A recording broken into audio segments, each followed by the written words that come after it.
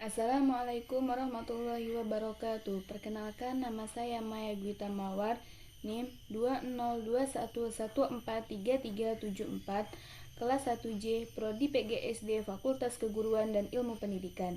Di sini saya akan menjelaskan tentang materi pendidikan sebagai ilmu pengetahuan. Pendidikan adalah suatu proses mentransfer ilmu dari pendidik kepada peserta didik, sedangkan pengetahuan adalah objek daripada manusia melakukan proses pendidikan itu sendiri. Pendidikan dan ilmu pengetahuan adalah dua bagian yang tidak dapat dipisahkan. Dalam proses pendidikan terdapat sebuah ilmu pengetahuan, serta sebaliknya, dalam proses ilmu pengetahuan terdapat kegiatan pendidikan di dalamnya. A. Syarat berdirinya ilmu pengetahuan. 1. Objektif. Objektif kajian harus ada dalam ilmu yang ada dari satu golongan masalah yang sama sifat hakikatnya, terlihat dari luar maupun bentuknya dari dalamnya.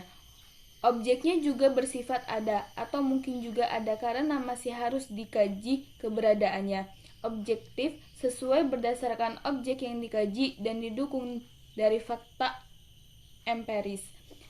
2. Metodis adalah upaya-upaya yang dilakukan untuk meminimalisasi kemungkinan terjadinya penyimpangan dalam mencari kebenaran. Konsekuensi dari upaya ini adalah untuk harus dapat tertentu untuk menjamin kepastian kebenaran. Metodis berasal dari kata Yunani metodes yang artinya cara atau jalan. Secara umum, metodis berarti metode tertentu yang digunakan dan umumnya merujuk pada metode ilmiah. 3. Sistematis. Dalam perjalanannya mencoba mengetahui dan menjelaskan suatu objek, ilmu harus terurai dan terumuskan dalam hubungan yang teratur dan logis, sehingga membentuk suatu sistem yang berarti secara utuh, menyeluruh, terpada, mampu menjelaskan rangkaian sebab akibat menyangkut objeknya. Pengetahuan yang tersusun secara sistematis dalam rangkaian sebab akibat merupakan syarat ilmu yang ketiga. Selanjutnya, 4. Universal. Sebuah kebenaran yang akan dicapai yakni sebuah kebenaran yang universal yang tidak bersifat tertentu atau umum. B. Ilmu pendidikan sebagai ilmu normatif, teoritis, dan praktis.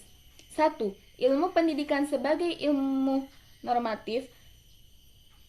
Ilmu pendidikan merumuskan kaidah atau pedoman atau ukuran tingkah laku manusia. Sesuatu yang normatif berarti berbicara tentang baik buruknya perilaku manusia. Pendidikan dikatakan sebagai ilmu normatif adalah memberikan aturan-aturan terhadap tingkah laku manusia dan kehidupannya sehari-hari. Aturan-aturan tersebut mencakup etika, norma, agama, dan lain sebagainya yang jelas mengatur tentang tingkah laku manusia dalam kehidupannya. 2. Ilmu pendidikan sebagai ilmu yang bersifat teoritis dan praktis. Ilmu pendidikan bersifat teoritis dan praktis karena berkaitan dengan strategi tindakan mendidik atau praktik mendidik. Dalam ilmu pendidikan teoritis, para cerdik pandai mengatur dan mensistemkan di dalam pemikirannya masalah yang tersusun sebagai pola pemikiran pendidik. Jadi, dari praktek-praktik pendidikan disusun pemikiran-pemikiran secara teoritis. Pemikiran-pemikiran teoritis inilah yang disusun dalam suatu sistem pendidikan yang biasa disebut ilmu mendidik teoritis.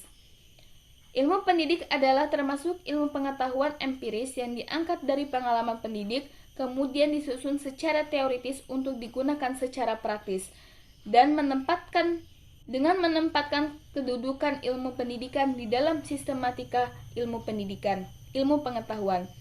Ilmu pendidikan bersifat normatif berarti pendidikan juga bersifat praktis, karena pendidikan sebagai bahan ajar yang patut diterapkan dalam kehidupan, sehingga pendidik bertugas menanamkan sistem-sistem norma tingkah laku manusia yang dibanggakan, dihormati, dan dijunjung tinggi oleh masyarakat.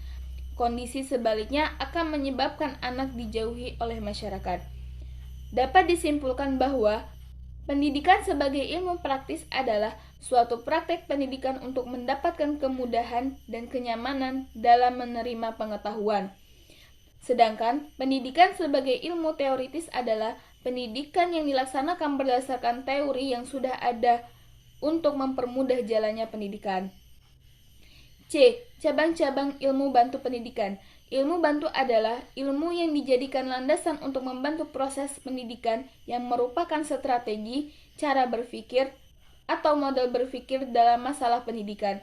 Ilmu-ilmu itu adalah 1. Filsafat, 2. Agama, 3. Psikologi, 4. Sosiologi, 5. Sejarah, 6. Ekonomi, 7. Hukum. Cabang-cabang ilmu bantu pendidikan menurut Langhoff tahun 1952 itu sebagai berikut. Yang pertama, ilmu pendidikan teoritis. Kedua, ilmu pendidikan sistematis. 3. Sejarah pendidikan. 4. Ilmu perbandingan pendidikan. 5. Ilmu pendidikan praktis. 6. Metodik.